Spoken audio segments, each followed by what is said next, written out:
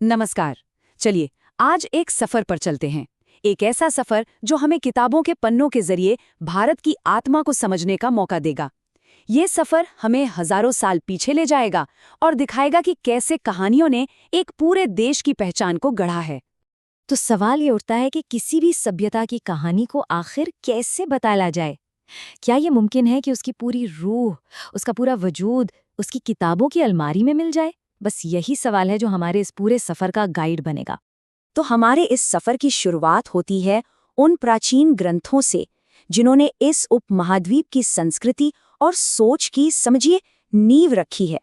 देखिए, भारतीय साहित्य की बुनियाद दो महाग्रंथों पर टिकी है। एक तरफ है वाल्मीकि की रामायण, जो हमें एक आदर्श नायक राम की कहानी के जरिए धर्म और सही रास्ते पर चलने की प्रेरणा देती है। और दूसरी तरफ है वेद व्यास का महाभारत।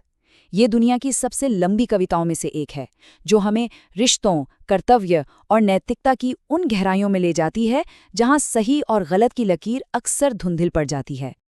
और रामायण की कहानी सिर्फ भारत तक ही सीमित नहीं रही।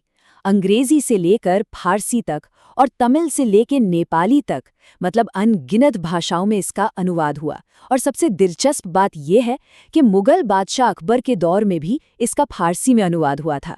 इससे पता चलता है कि इसकी अपील हर दौर और हर संस्कृति से कहीं आगे की थी। तो इन महाकाव्यों से आगे बढ़कर अब हम पहुंचते हैं एक ऐसे दौर में जिसे साहित्य का स्वर्ण युग कहा जा सकता है। एक ऐसा समय जब नाटक, कविता और दर्शन और इस सुनहरे दौर का जिक्र हो और महाकवि कालिदास का नाम ना आए, ये तो हो ही नहीं सकता। उनकी साहित्यिक प्रतिभा को समझाने के लिए उन्हें अक्सर भारत का शेक्सपियर भी कहा जाता है। और इसकी एक बड़ी वजह है कि दोनों ने ही अपनी रचनाओं में इंसानी जज्बातों को बहुत ही गहराई से उकेरा है। कालिदास की रेंज कितनी जबरदस्त थी। देखिए, एक तरफ वो कुमार संभवम में देवताओं की दिव्य प्रेम कहानी लिख रहे हैं, तो दूसरी तरफ रघुवंशम में एक पूरे राजवंश का इतिहास बयां कर रहे हैं। और फिर मालविकाग्निमित्रम जैसे नाटकों में वो इंसानी प्यार की छोटी छोटी बारीकियों को बड़ी ही खूबसूरती से हमारे सामने रखते हैं। और इसी दौर की एक और देन है पंचतंत्र। अब ये सिर्फ जानवरों की कहानियां नहीं थीं, बिल्कुल नहीं। असल में ये राजकुमारों को राजनीति और सही आचरण यानी नीति सिखाने का एक तरीका थी।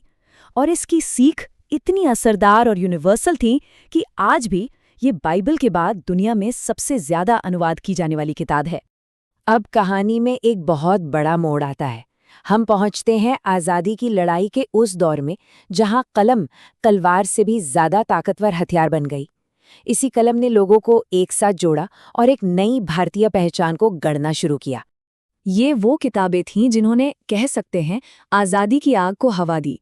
देखिए, 1901 में दादा भाई नौरोजी ने अपनी किताब से बताया कि कैसे ब्रिटिश राज भारत को आर्थिक तौर पर खोखला कर रहा है। फिर 1909 में गांधी जी ने हिंद स्वराज में एक आत्मनिर्भर भारत का सपना दिखाया। उनकी आत्मकथा ने लाखों लोगों को हिम्मत दी। तो वहीं सावरकर जैसे लेखकों ने इतिहास को एक नई, एक क्रांतिकारी नज़र से देखने पर मजबूर कर दिया। चलिए, अब आज़ादी के बाद के भारत में कदम रखते हैं। एक नया देश, नई उम्मीदें, नई चुनौतियां और इन सब को अपनी कहानियों में समेटने वाले नए लेखक। इस नए दौर की शायद सबसे खूबसूरत और प्यारी आवाज़ों में से एक थे R.K. नारायण। उन्होंने मालगुडी नाम का एक ऐसा शहर गढ़ दिया जो था तो काल्पनिक, पर इतना सच्चा लगता था कि वो पूरे भारत का एक छोटा सा आईना बन गया। एक ऐसी जगह जिससे लाखों पढ़ने वाले दिल से जुड़ गए। लेकिन ये आवाज अकेली नहीं थी, बिल्कुल भी नहीं। R.K. नारायण के द गाइड ने आध्यात्मिकता पर नए सवाल उठाए, तो अरुंधति रॉय ने the God of small things में समाज के बनाए नियमों को चुनौती दी। सलमान रुश्दी ने अपनी जादुई कहानियों से इतिहास को एक नया रूप दिया। तो शशि थरूर ने तीखे विश्लेषण पेश किए और चेतन भगत ने बिल्कुल आम इंसान की कहानी को लाखों लोगों तक पहुंचाया। ये सब दिखाता है कि आधुनिक भारतीय साहित्य कितना विविध और कितना जीवंत है। तो इस पूरे सफर के बाद सवाल ये उठता है कि आखिर इन कहानियों में ऐसा क्या है? इस विशाल साहित्यिक विरासत में ऐसी कौन सी बात है कि ये आज भी इतनी ताज़ा और प्रासंगिक लगती हैं? तो आखिर में हम कह सकते हैं कि ये सिर्फ किताबें नहीं हैं। सही गलत को परिभाषित करने वाले हजारों साल पुराने महाकाव्यों से लेकर आज की पहचान पर सवाल उठाते उपन्यासों तक, ये एक तरह से एक पूरी सभ्यता की खुद से ही एक लंबी, कभी न खत्म होने वाली बातचीत है। एक ऐसी बातचीत जो हजारों सालों से जारी है और आज भी हमारे बीच जिंदा है। और यही बात हमें एक बहुत दिलचस्प सवाल पर लाकर छोड़ देती है। भारत की किताबों की अलमारी, वो कभी भरती नहीं है। कहानी अभी जारी है, वो लगातार लिखी जा रही है।